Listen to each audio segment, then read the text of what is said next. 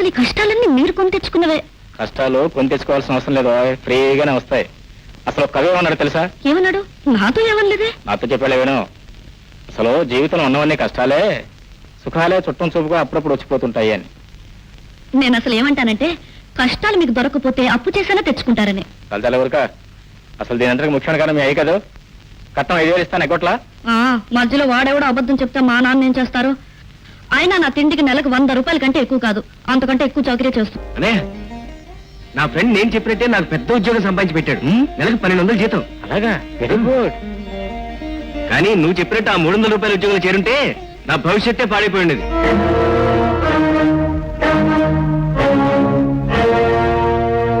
అదేం కుదరదు.